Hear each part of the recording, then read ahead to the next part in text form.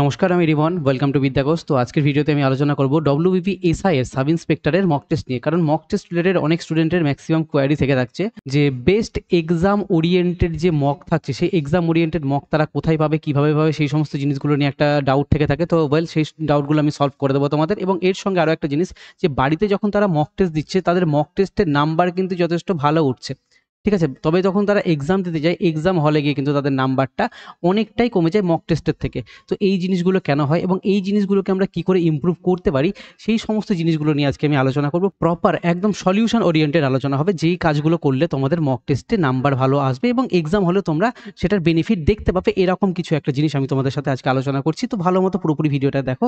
চলো শুরু করা যাক।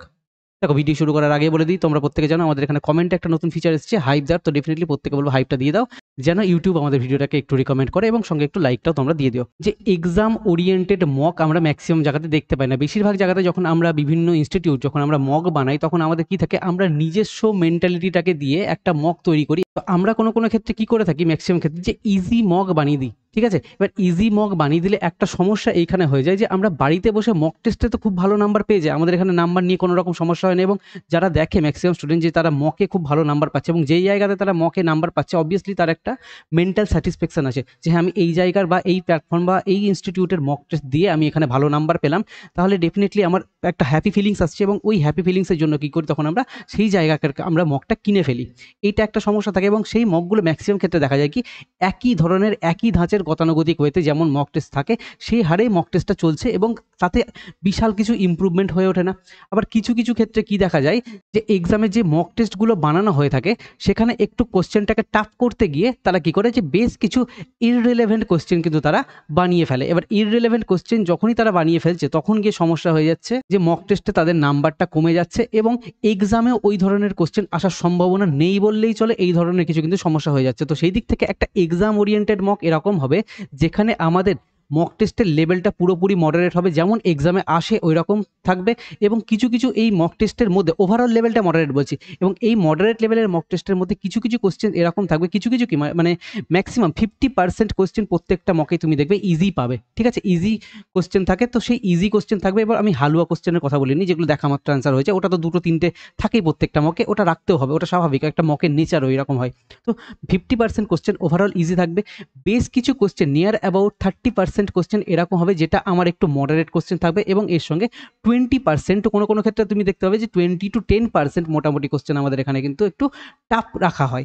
ওকে, তো সেই দিক থেকে আমাকে এটা সব রকমভাবে রাখতে হবে। সেটা আমার ম্যাথ রয়েছে, রিজনিং রয়েছে, এবং আমার কাছে এখানে জিকে রয়েছে। এই তিনটে সাবজেক্টের উপর বেস করে কিন্তু আমাদের এই জিনিসগুলো হবে। তুমি ওভারঅল দেখতে গেলে তুমি পাবে হয়তো যে ম্যাথের হয়তো 3টে কোশ্চেন কি 5টা কোশ্চেন একটু টাফ আছে, এরকম তুমি দেখতে পাবে।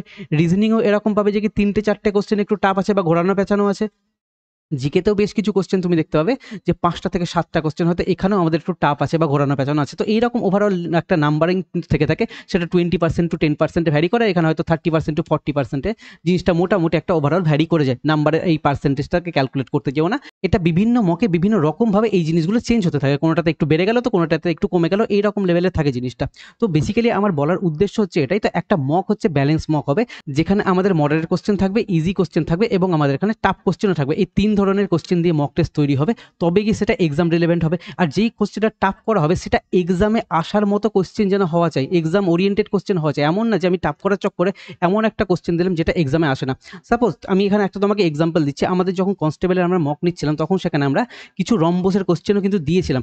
অনেক স্টুডেন্টের মনে হয়েছিল যে রম্বসের কোশ্চেনটা ইররিলেভেন্ট কোশ্চেন মনে হতে পারে, কারণ রম্বসের কোশ্চেন এতদিন ধরে আসেনি। কিন্তু এতদিন ধরে আসেনি, বাট সিলেবাসে আমাদের রয়েছে, এটা আমাদের আসতে পারে। এবং রম্বসের কোশ্চেন যে খুব টাফ দিচ্ছি তা না, রম্বসের কোশ্চেন আমরা সিম্পল কোশ্চেন দিচ্ছি, ফর্মুলা ওরিয়েন্টেড কোশ্চেন দিচ্ছি। তো স্বাভাবিকভাবে যেটা আমাদের এক্সামে আসতে পারে, তো ওই রকমভাবে কিছু কোশ্চেন এরকম থাকবে যেটা আমাদের এক্সামে আসতে পারে, এবং আমি এই এক্সামে আসার পরে ওই কোশ্চেনটা ছেড়ে আসার থেকে বা ভুল করে আসার থেকে বাড়িতে মকেই যদি সেই কোশ্চেনটাকে আমি প্র্যাকটিস করে নিই, তবে গিয়ে আমার আলটিমেটলি লাভটা আছে। এবার মকের মধ্যে নাম্বার তোলা ম্যাক্সিমাম স্টুডেন্টের উদ্দেশ্য হয়ে যায়, বাট সেখানে আমাদের উদ্দেশ্যটা মকের মধ্যে নাম্বার তোলাটা নয়, মকের মধ্যে আমরা কি করে নিজেদের ঘাটতিগুলোকে পূরণ করতে পারবো সেই উদ্দেশ্যটা থাকা উচিত। অবভিয়াসলি আমাদের এখানে নাম্বারটা দরকার পড়ে, না হলে আমরা ডিমোটিভেটেড হয়ে যাই। তো সেই দিক থেকে আমাদের 50% কোশ্চেন ইজি থাকছে, মডারেট কোশ্চেন বেশ কিছু থাকছে, এবং টাফ কোশ্চেনের মধ্যে থেকে আমাকে নাম্বারটা বার করে নিয়ে আসতে হবে, তবে গিয়ে আমি আলটিমেটলি এক্সামে গিয়ে সিলেকশন পাবো।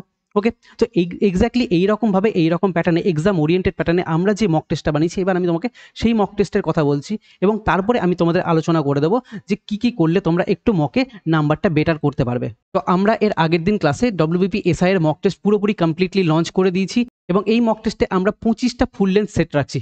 25টা মক টেস্ট যথেষ্ট ভালো লেভেলের হাই কোয়ালিটির মক টেস্ট থাকছে, এক্সাম রিলেভেন্ট মক টেস্ট থাকছে, পুরোপুরি নিউ প্যাটার্নের উপর বেস করে আপডেটেড সিলেবাস দিয়েই হচ্ছে এবং তোমরা এখানে টেক্সট এবং ইমেজ সলিউশন পাচ্ছ এবং ফুল মার্কস থাকছে কত 200 নাম্বারের, কোশ্চেন নাম্বার হচ্ছে কত 100টা।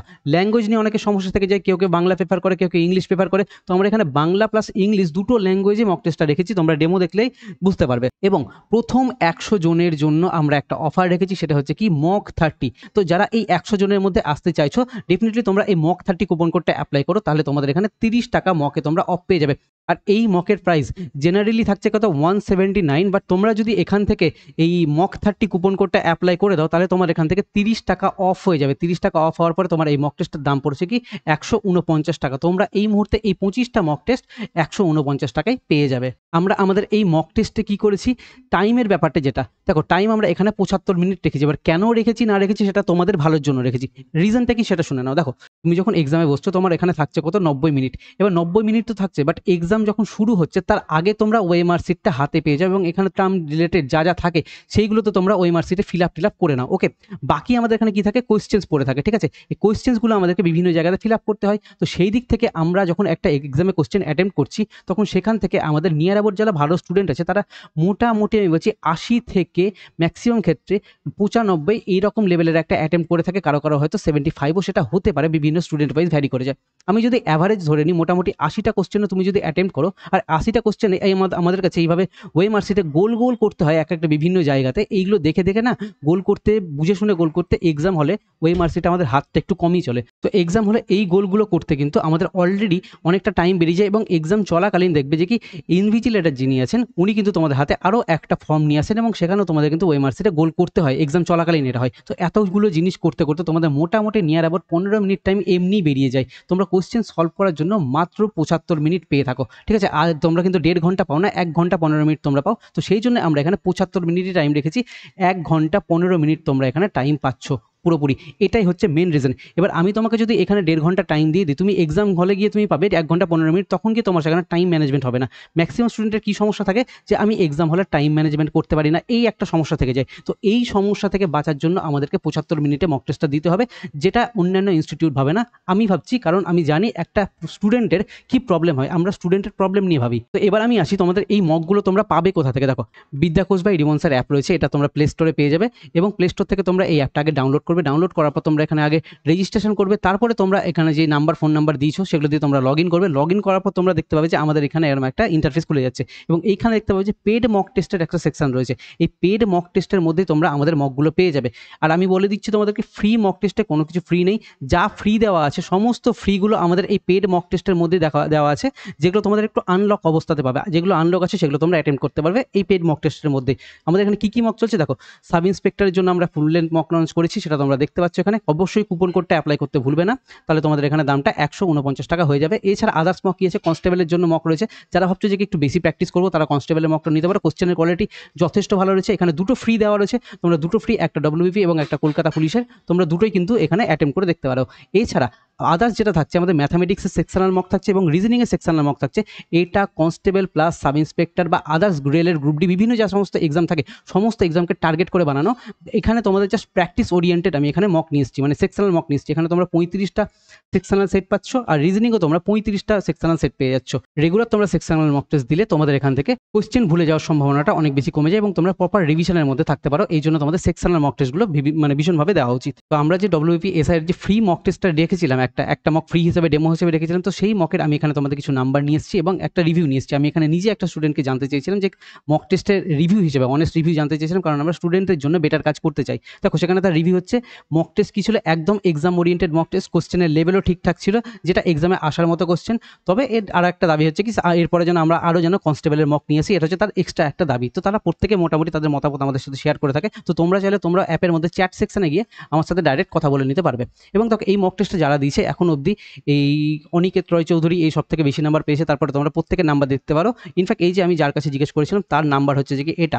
ওকে, তো সেরকমভাবে সকলেই তোমরা মক টেস্টটা অ্যাটেম্প্ট করে দেখো, ফ্রি মক টেস্ট অ্যাটেম্প্ট করে দেখো, কেমন লাগছে তোমরা তোমাদের রিভিউটা ডেফিনেটলি আমাকে চ্যাটে গিয়ে শেয়ার করতে পারো। তো এবার আসছি তোমাদের মক টেস্টে যাদের নাম্বার বাড়ছে না তাদের নিয়ে আমি একটু কিছু কথা বলে দিই। দেখো দেখবে তোমরা বিভিন্ন টাইমে বিভিন্ন জায়গায় মক টেস্ট দিচ্ছ এবং সেখানে মক টেস্ট দেওয়ার পর তোমাদের ম্যাক্সিমাম জায়গাতে কি হয়, বেশ কিছু কোশ্চেন 4টে থেকে 5টা কি 6টা কোশ্চেন তোমাদের মোটামুটি দেখবে যে সিলি মিস্টেক হয়ে যায়। এবার আমাদেরকে এই সিলি মিস্টেকের জায়গাটাকে ধরতে হবে এবং সিলি মিস্টেকটাকে ইমপ্রুভ করতে হবে।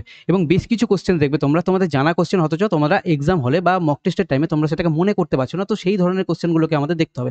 যখন তোমাদের এই ধরনের বেশ কিছু কোশ্চেন থাকছে, আমি তোমাদের প্রত্যেককে বলবো এক একটা মক টেস্ট তোমরা যখন দিয়ে নিচ্ছ সেটাকে 7 দিন পরে মোটামুটি সেই মক টেস্টে যেই কোশ্চেনগুলো তোমরা পারোনি সেই কোশ্চেনটাকে তোমরা সলিউশন দেখবে না, ডাইরেক্ট তোমরা সেই কোশ্চেনটাকে আরও একবার সলভ করে দেখো। যখন তুমি আরও একবার সলভ করে দেখতে যাবে তখন তুমি এখানে বুঝতে পেরে যাবে, সেটা তুমি 7 দিন পরে হতে পারে বা 10 দিন পরে হতে পারে, যখন তুমি সলভ করতে যাবে তখন দেখবে তোমার সেই ধরনের কোশ্চেনটা আরও একবার ভুল হয়ে যাচ্ছে। তুমি অলরেডি কিন্তু আগে থেকে দেখে রেখেছিলে, স্টিল তোমার কাছে কিন্তু সেই কোশ্চেনটা আবার ভুল হচ্ছে।